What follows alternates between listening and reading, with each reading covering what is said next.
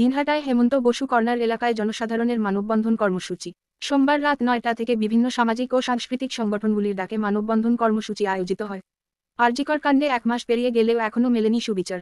অবিলম্বে সুবিচারের দাবিতে দিনহাটায় এদিন মানববন্ধন কর্মসূচি আয়োজিত হয়।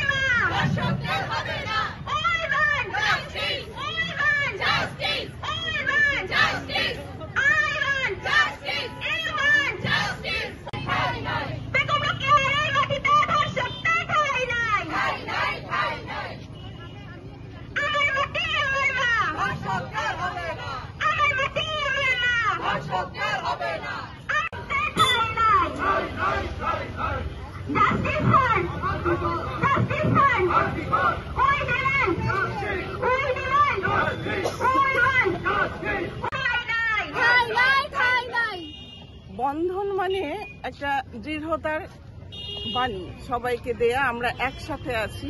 কিসের জন্য আছি? জাস্টিসের জন্য আছি। কিসের জাস্টিস?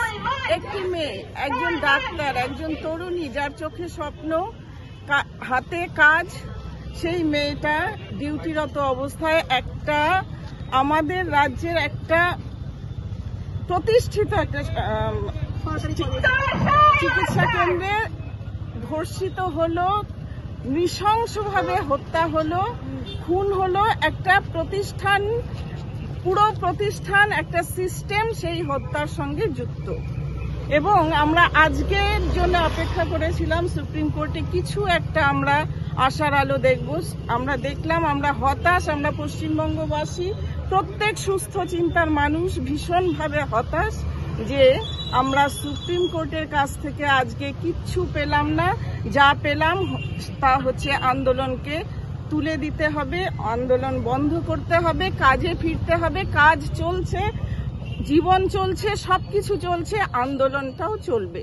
সেই বাণী দিতেই আজকের আমাদের মানববন্ধন। আজকে আমরা উপরি পাওনা হিসেবে পেয়েছি মুখ্যমন্ত্রীর সেই আমন্ত্রণ, নিমন্ত্রণ, আহ্বান, উৎসবে ফিরুন, পুজোয় ফিরুন। আমরা বলছি উৎসব না, বিসর্জন হয়ে গেছে। আমাদের প্রতিমার বিসর্জন হয়ে গেছে, আমাদের প্রতিমার নিরঞ্জন হয়ে গেছে, আমাদের প্রতিমা জলে ডোবার আগে ক্ষত বিক্ষত, ছিন্ন বিচ্ছিন্ন হয়েছে। আমরা সেই প্রতিমার বিসর্জনে আজকে দাঁড়িয়েছি। উৎসব নয়, আমরা বিসর্জনের শোক পালন করছি। সেই শোকে সমস্ত দিনহাটাবাসীকে আহ্বান করছি, আপনারা আসুন। আজকে একটা কর্মসূচি রেখেছে জুনিয়র ডাক্তাররা, তারা অনেক প্রত্যাশা নিয়ে ডেকেছে। আমরা সেই প্রত্যাশায় সাড়া দিয়ে এখানে এসছি। আমাদের হাত মুষ্টিবদ্ধ, আমাদের হাতে হাত আছে, আমাদের আঙ্গুল খোলার কোনো ব্যাপার নেই, আঙ্গুল ভাঙার কোনো জায়গা নেই। আমাদের মুষ্টিবদ্ধ হাত আছে। এক একটা আঙ্গুল ভাঙতে হলে প্রত্যেকটা মুষ্টি খুলতে হবে। অত লোকবল, অত শক্তি বোধহয় তাদের নেই যারা এইসব হুঁশিয়ারি দিচ্ছেন। দিনহাটার বুকে আন্দোলন চলছে, চলবে।